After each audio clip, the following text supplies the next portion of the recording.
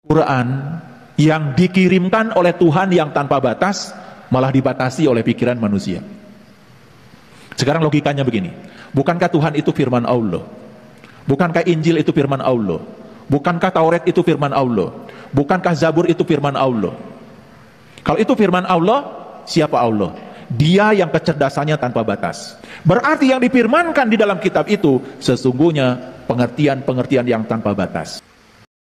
Assalamualaikum warahmatullahi wabarakatuh. Masih kembali di channel terbaru saya. Terima kasih kepada teman-teman masih setia menonton, mendukung, menyaksikan konten dari channel ini. Tentunya kita sudah mendengarkan bagaimana penjelasan dari si Saiful Karim ini. Kalau kita perhatikan beberapa tahun ke belakang ini semakin banyak ajaran sesat yang muncul nih. Di sini aja si Saiful Karim ini mengatakan kalau kita mau menafsirkan Al-Quran itu jangan dibatasi. Jadi Saiful Karim ini mau menafsirkan Al-Quran sesuai dengan keinginan dia, sesuai dengan kemauan dia, sesuai dengan hawa nafsunya. Ini muslim apa bukan muslim ini? Jadi kepada teman-teman di sini kita dengarkan bagaimana penjelasan dari si Saiful Karim ini selanjutnya. Karena orang-orang seperti ini sangat berbahaya ini. Jadi kita dengarkan dulu. Kitab suci.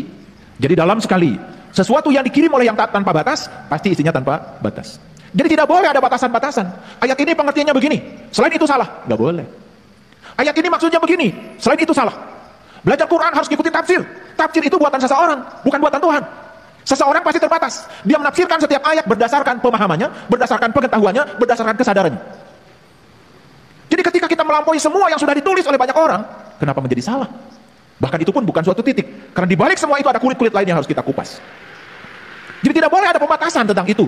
Karena dia tanpa batas. Begitu dibatasi, semua menjadi terbatas. Makanya kita sudah mendengarkan bagaimana penjelasan Saiful Karim ini. Kalau kita perhatikan dari penjelasannya, sepertinya otak Saiful Karim ini tidak berfungsi. Otaknya itu hanya sekedar hiasan.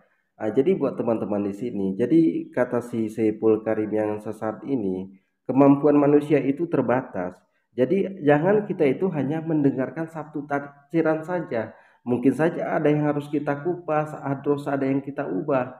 Jadi dia ini minta agar kita itu boleh menafsirkan Al-Quran itu sesuai dengan keinginan kita, sesuai dengan kemauan kita, sesuai dengan hawa nafsu kita. Timbul pertanyaan dari kita, ini sebenarnya siapa? Kenapa dia ini minta kepada umat Islam agar menafsirkan Al-Quran ini sesuai dengan keinginan kita, sesuai dengan kemauan kita? Apa yang mereka rencanakan untuk agama Islam? Kenapa bisa sampai seperti ini? Kalau muslim yang taat ataupun ulama ataupun kiai, ustadz, tidak mungkin seperti ini. Tidak mungkin dia mengatakan jangan hanya mendengarkan satu tafsiran saja. Jadi kalau semuanya boleh menafsirkan Al-Quran ini namanya ajaran PA dari si Saiful Karim ini. Jadi buat teman-teman sekalian di sini, kalau kita mau mengikuti kajian seorang ulama, teliti dulu ulamanya. Ulama ini garis lurus apa garis bengkok? Kita dengarkan bagaimana penjelasan Gus Baha tentang hal ini.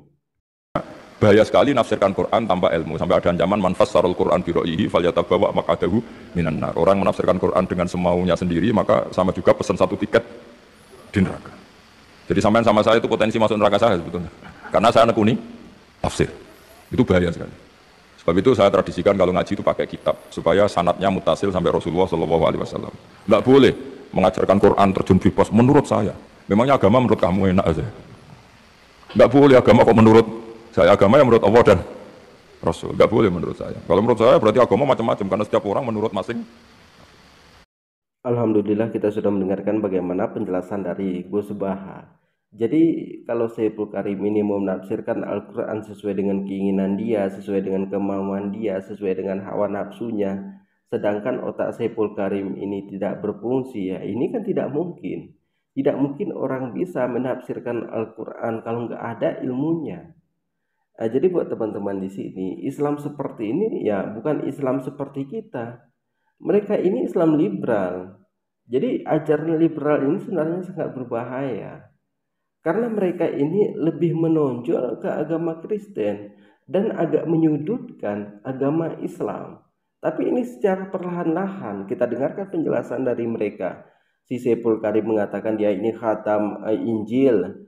si Buya Sakur menyuruh jamaahnya untuk murtad, meragukan Al-Quran. Jadi kan dari ajaran liberal ini kan seperti itu, meragukan Al-Quran, lebih memuji agama Kristen. Kalau kita bisa bilang ini misionaris tua semua kalau ajaran liberal ini. Jadi buat teman-teman sekalian di sini, kalau kita itu mungkin mau ngikuti kajian ulama, pilih-pilih dulu ulamanya, cari ulama yang otaknya berfungsi. Jangan cari otaknya yang tidak berfungsi seperti Saiful Karim ini. Banyak sekali Saiful Karim ini melencengkan tafsiran Al-Quran. Itu ada saya upload semua di channel saya ini. Dia mengatakan Al-Rab itu pengenalan. Jadi ini mau mengubah Al-Quran ini. Jadi kalau kita kasih ruang ke orang yang nggak punya ilmu ya kan nggak mungkin. Ini otak nggak berfungsi. Kita kasih ruang kepada mereka. Maka itu sama saja namanya kita bunuh diri. Tapi ada juga yang ikut si Saiful Karim ini. Saya upload videonya, saya buat di situ Saiful Karim sesat, otaknya tidak berfungsi, ngamuk-ngamuk pengikut Saiful Karim ini.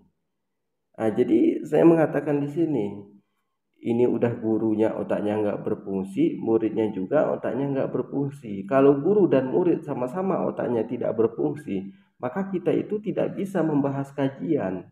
Jadi kepada teman-teman di sini, terima kasih sudah menonton. Jangan lupa dukung channel ini dengan subscribe, bunyikan tanda loncengnya dan silahkan dibagikan videonya. Assalamualaikum warahmatullahi wabarakatuh.